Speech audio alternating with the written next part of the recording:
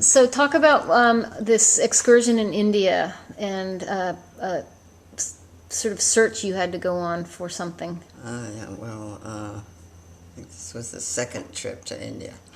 On the first trip, I was supposed to look for Kayakalpa rejuvenation herbs. So I went all over in every city in India looking for that, researching that. And then down south, I met it's an Ayurvedic doctor. It was kind of a priest, and he had a Mercury bead, which was another great secret of the yogis, and it was supposed to give you incredible energy and have all sorts of magical powers. And some of them were true, and some of them were mythical. You had to separate what was true from the myth. So anyway, I bought one of his beads, and or maybe a couple, and I gave one to the master when I got back to Fiji. And so about 4 or 5 months later, he sent me back to India to learn how to make the Mercury bead.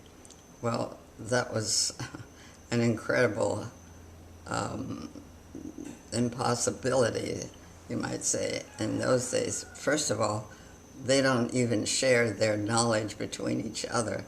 Each man, they have their own way of making the Mercury beads, and it's a great secret. And they don't share it with another yogi or priest or anybody, because they won't do that. And it's certainly not going to share it with a foreigner like an American, and certainly not a woman. So, but anyway, through the master's grace, and only, by his possibility, it happened. So at one point I realized I had 5 men teaching me or making or giving me mercury beads of different kinds. So I was down in Pondicherry, which is down south, and I walked into a stationery store, a little tiny stationery store, and I met this man called Mr. Tandabani, very nice man, and he was wearing a mercury bead, so I began talking to him and asking him, and he said, oh, his guru would make me one. His guru lived in the mountains, and he would make me one, so I could, pay him for my master. So I left Pondicherry, went other places, and then came back about, I don't know, a couple of months later, and he'd been too busy to make it. So then I was very disappointed. So Mr. Tandabani said that he would give me his bead. I thought, wow, that was quite a sacrifice for him, because I knew how much he treasured it as a holy object, a sacred object. So he puts me on his motorcycle, takes me quite a ways to his house. How old are you at this time? 68 or 9, I think. Let's see. Maybe it was my 70s. I have to figure it out. Oh, no, this was in 94. Yeah, so I was in my late 60s. And you're on the back of a motorcycle. Back of a motorcycle. It was fun. So I go to his house, which is a large house, and very unusual, because it was very clean, very tidy, and very neat. I hadn't seen any other house like that in India.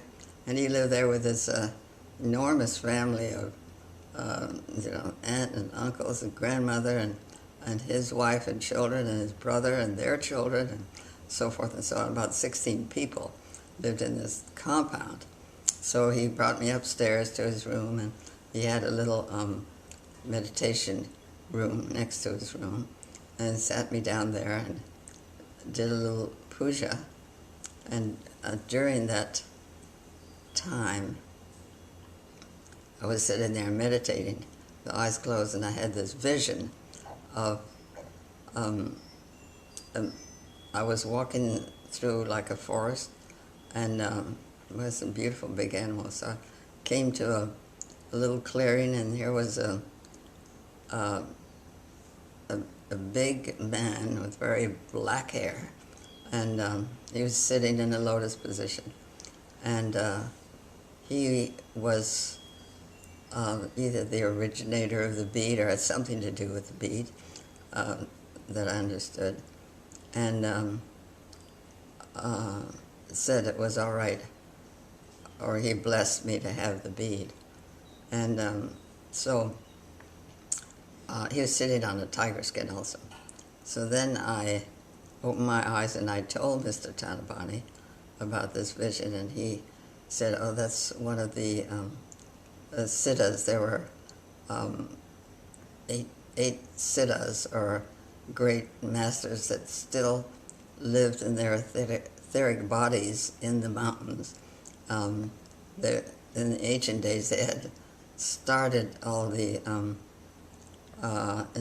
in South India, they had given the mathematics, the language, the everything, they'd given the whole culture to the Indians in the south of India many centuries ago. And so apparently some of them still lived in an etheric body in the mountains. So I had seen one of these, and he was very pleased. He knew exactly which one it was.